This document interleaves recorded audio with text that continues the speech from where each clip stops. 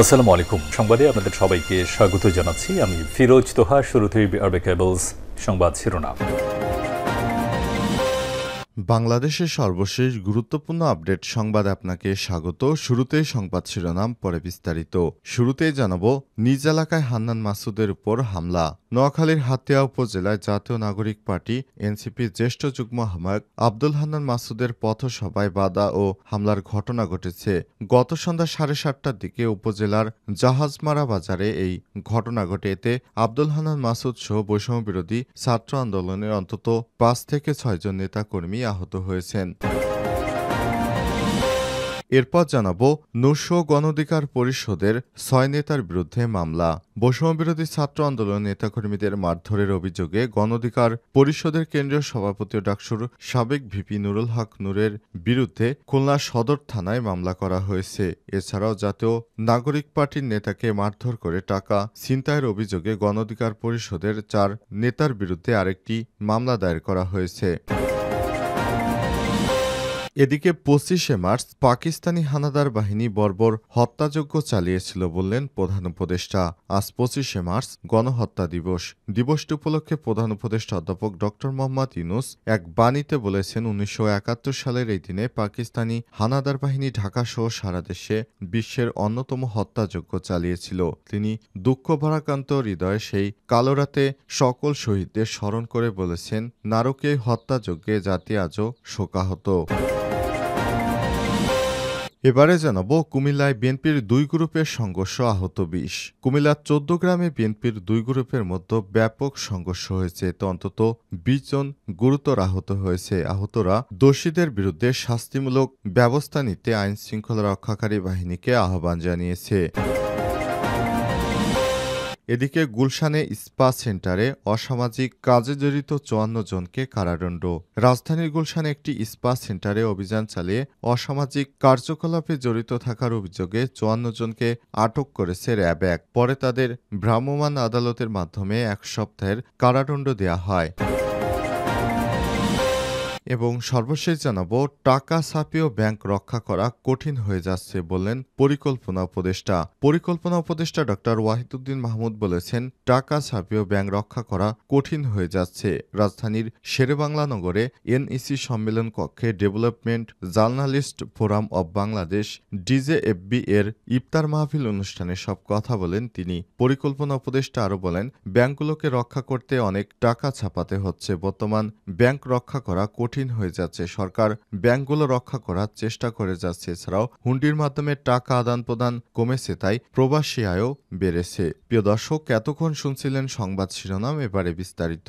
তবে তার আগে বন্ধুরা, অনুরোধ থাকবে এই সংবাদটিতে একটি লাইক দিন। এই চ্যানেলে আপনি নতুন হয়ে থাকলে আমাদের সংবাদটি দেখতে দেখতে চ্যানেলটি সাবস্ক্রাইব করে রাখুন। কমেন্ট করে বন্ধুরা আপনার মূল্যবান মতামত জানিয়ে দিন আপনি বিশ্বের কোন দেশ থেকে বা বাংলাদেশের কোন স্থান থেকে আমাদের সংবাদটি দেখছেন এবং শুনছেন। এবারে বিস্তারিত। নিজ এলাকায় হান্নান মাসুদের উপর হামলা। নোয়াখালীর হাতিয়া উপজেলা জাতীয় নাগরিক পার্টি এনসিপির জ্যেষ্ঠ যুগ্ম সমন্বয়ক আব্দুল হান্নান মাসুদের পথসভায় বাধা এবং হামলার ঘটনা ঘটেছে। সোমবার 24শে মার্চ সন্ধ্যা 7:30টার দিকে উপজেলার জাহাজমারা বাজারে এই ঘটনা ঘটে। হান্নান মাসুদের সমর্থকদের অভিযোগ, স্থানীয় বিএনপি নামধারীরা ওই হামলার ঘটনা ঘটিয়েছে। হামলায় তিনি সহ এনসিপির 5 থেকে 6 জন সমর্থক আহত হয়েছেন। এই ঘটনার প্রতিবাদ এবং দোষীদের আইনের আওতায় আনার দাবিতে রাত 8:30 থেকে জাহাজমারা বাজারে সড়ক ওসখালী জাহাজমারা সড়কে অবস্থান কর্মসূচি পালন করছেন এনসিপির নেতাকর্মীরা। এক পর্যায়ে সেখানে পাল্টা ধার ঘটনা ঘটলে প্রায় 10টার দিকে আন্দোলনকারীরা সরে যায়। হান্নান মাসুদের কয়েকজন সমর্থক জানায়, গত শনিবার এনসিপির জ্যেষ্ঠ যুগ্ম সমন্বয়ক আব্দুল হান্নান মাসুদ হাতিয়ায় গরিব দুঃখী মানুষের খোঁজখবর নিতে হাতিয়ায় আসেন এবং ধারাবাহিকভাবে বিভিন্ন এলাকা সফর করছিলেন। সোমবার বিকেলে মাসুদ উপজেলার জাহাজমারা বাজারে যান। ইফতার শেষে সন্ধ্যা আনুমানিক 7টার দিকে বাজারে একটি পথসভায় বক্তৃতা শুরু করেন মাসুদ। এ সময় বিএনপি নামধারী একদল লোক বাজারের পশ্চিম দিক থেকে একটি মিছিল নিয়ে আতর্কিত পথসভায় বাধা দেয় এবং হামলা চালায়। তাদের হামলায় হান্নান মাসুদ সহ কমপক্ষে 5 জন আহত হয়েছে। পরে তাদের বিচারের দাবিতে তারা সড়কে অবস্থান করলে সেখানেও হামলা চালানো হয়। এ বিষয়ে আব্দুল আব্দুল হান্নান মাসুদের সঙ্গে কথা বলার চেষ্টা করেও পাওয়া যায়নি। এদিকে অভিযোগের বিষয়ে জানতে চাইলে হাতিয়া উপজেলা বিএনপির ফজলুল হক খোকন জানান, জাহাজমারায় কারা কি করেছে তা কিছুই জানেন না তিনি। এ ব্যাপারে হাতিয়া থানার ভারপ্রাপ্ত কর্মকর্তা ওসি একেএম আজমল হুদা জানান, হান্নান মাসুদের পথসভায় হামলার খবর পেয়ে পুলিশ ঘটনাস্থলে গিয়ে পরিস্থিতি নিয়ন্ত্রণে আনেন। বর্তমানে পরিস্থিতি নিয়ন্ত্রণে রয়েছে। নূরশো গণ অধিকার পরিষদের ৬ নেতার বিরুদ্ধে মামলা। বৈষম্যবিরোধী ছাত্র আন্দোলনের নেতাকর্মীদের মারধরের অভিযোগে গণ অধিকার পরিষদের কেন্দ্রীয় সভাপতি ও ডাকসুর সাবেক ভিপি নুরুল হক নূরসহ ৪ নেতার বিরুদ্ধে খুলনা সদর থানায় মামলা করা হয়েছে। এছাড়াও জাতীয় নাগরিক পার্টিকে মারধর করে টাকা ছিনতাইয়ের অভিযোগে গণ অধিকার পরিষদের ৪ নেতার বিরুদ্ধে আরেকটি মামলা করা হয়েছে। সোমবার ২৪শে মার্চ রাতে বৈষম্যবিরোধী ছাত্র আন্দোলন খুলনা মহানগর যুগ্ম আহ্বায়ক নাইম হাওলাদার বাদী হয়ে একটি এবং জেলা কমিটির সদস্য ও জাতীয় নাগরিক পার্টি শেখ সাকিব আহমেদ বাদী হয়ে মামলা দুটি দায়ের করেন। মামলার অন্য আসামিরা হলেন নুরুল হক নূর, গণ অধিকার পরিষদ খুলনা মহানগর কমিটির সাধারণ সম্পাদক এসকে রাশেদ, যুব অধিকার পরিষদের কেন্দ্রীয় সহসাংগঠনিক সম্পাদক মোহাম্মদ জনি ও তাইজুল ইসলাম, গণ অধিকার পরিষদের মহানগর সাংগঠনিক সম্পাদক আজিজ শেখ রুবেল ও হিরণ। নাইম হাওলাদার মামলায় গত ১৮ মার্চ নগরীর শান্তিধাম মোড়ে পঞ্চবিথি ক্লাবের সামনে বৈষম্যবিরোধী ছাত্র আন্দোলনের ১০ থেকে ১২ জন নেতাকর্মীকে মারধরের অভিযোগ আনা হয়েছে। অন্যদিকে শেখ সাকিব আহমেদ মামলায় তাকে মারধর ও জাতীয় নাগরিক পার্টির ইফতার মাহফিলে ৪,৮০,০০০ টাকা ছিনতাইয়ের অভিযোগ করা হয়েছে। এর আগে গত ২১শে মার্চ গণ অধিকার পরিষদের নেতা এসকে রাশেদ বাদী হয়ে বৈষম্যবিরোধী ছাত্র আন্দোলনের খুলনা জেলা কমিটির সদস্য সচিব সাজিদুল ইসলাম বাপ্পি, যুগ্ম আহ্বায়ক নাজমুল হোসেন ও মহরম মাহিম, যুগ্ম মুখ্য সংগঠক শেখ রাফসান জানি ও কেন্দ্রীয় সদস্য রুমি রহমানের বিরুদ্ধে মামলা করেছিলেন। পুলিশ ও স্থানীয় সূত্র থেকে জানা গেছে, নগরীর শান্তিধাম মোড়ে গণপূর্ত অধিদপ্তরের বরাদ্দ দেয়া ভবনে পঞ্চবিথি ক্রীড়া চক্র নামে একটি ক্লাব ছিল। গত ২৭ জানুয়ারি ভবনটি দখল করে গণ অধিকার পরিষদের কার্যালয় স্থাপন করা হয়। গত ১৮ মার্চ বৈষম্যবিরোধী ছাত্র আন্দোলন ও জাতীয় নাগরিক কমিটির নেতাকর্মীরা তাদেরকে উচ্ছেদ করতে গেলে উভয় পক্ষের মধ্যে সংঘর্ষ হয়। এতে বেশ কয়েকজন আহত হয়েছে। ২৫শে মার্চ পাকিস্তানি হানাদার বাহিনীর বর্বর হত্যাযজ্ঞ চালিয়েছিল বলেন প্রধান উপদেষ্টা। আজ ২৫শে মার্চ গণহত্যা দিবসটি উপলক্ষে প্রধান উপদেষ্টা অধ্যাপক ড মোহাম্মদ ইউনূস সোমবার এক বাণীতে বলেছেন, ১৯৭১ সালের এই দিনে পাকিস্তানি হানাদার বাহিনী ঢাকাসহ সারা দেশে বিশ্বে অন্যতম বর্বরতম হত্যাযজ্ঞ চালিয়েছিল। তিনি দুঃখ ভারাক্রান্ত হৃদয়ে সেই কালো রাতের সকল শহীদকে স্মরণ করেছেন এবং নারকীয় হত্যাযজ্ঞে জাতি আজও শোকাহত।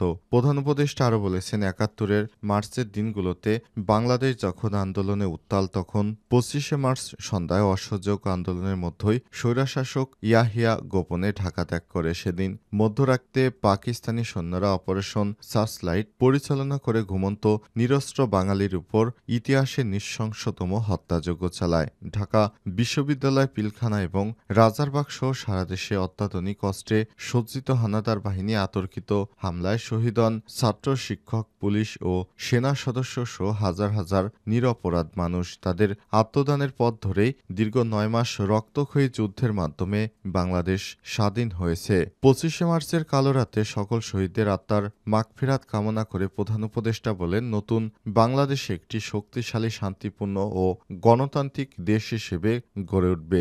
গণহত্যা দিবসে এটাই আমাদের অঙ্গীকার। কুমিল্লায় বিএনপির ২ গ্রুপের সংঘর্ষে আহত ২০। কুমিল্লার ১৪ গ্রামে বিএনপির ২ গ্রুপের মধ্যে সংঘর্ষের ঘটনা ঘটেছে। এতে অন্তত ২০ জন আহত হয়েছে। সোমবার ২৪শে মার্চ দুপুরে ১৪ গ্রাম বাজারে পৌর মিলনায়তনে বিএনপির সাংগঠনিক সভাকে কেন্দ্র করে কামরুল হুদা গ্রুপ ও ডা নোবেল হিরণ মোল্লা গ্রুপের মধ্যে এই সংঘর্ষের ঘটনা ঘটে। সময় জেলা বিএনপির যুগ্ম আহ্বায়ক কামরুল হুদা গ্রুপের হামলায় জেলা বিএনপির সদস্য হিরণ মোল্লা, ডা গোলাম কাদের চৌধুরী, নোবেল গ্রুপের অন্তত 15 জন নেতাকর্মী আহত হন। পুলিশ জানায়, সংঘর্ষের ফলে বেশ কিছু সময় মহাসড়কে যান চলাচল বন্ধ ছিল। চৌদ্দগ্রাম উপজেলা বিএনপির কিছু নেতা অভিযোগ করেছেন যে জেলা নেতৃত্ববৃন্দ তাদের সংঘর্ষের ঘটনা সম্পর্কে কোনো ভূমিকা রাখেনি। আহতদের মধ্যে রয়েছে পৌর ছাত্রদলের সাবেক সভাপতি কাজী জুবায়ের, চিউড়া ইউনিয়ন বিএনপির সাবেক সভাপতি আবুল কালাম আজাদ, মুন্সিরহাট ইউনিয়ন যুবদলের কর্মী সবুজ, শ্রীপুর ইউনিয়ন সাইফুল সহ আরও অনেক নেতাকর্মী। কুমিল্লা দক্ষিণ জেলা যুবদলের সাবেক সাংগঠনিক সম্পাদক তোফায়েল হোসেন জুয়েল বলেন, আমরা হামলার শিকার হয়েছি। হামলা করার সময় তারা হকি স্টিক, চাইনিজ কুড়াল সহ বিভিন্ন দেশীয় অস্ত্র ব্যবহার করেছে। এই ঘটনার সুষ্ঠু তদন্তের মাধ্যমে বিএনপির নেতাকর্মীরা দোষীদের শাস্তির দাবি করেছেন।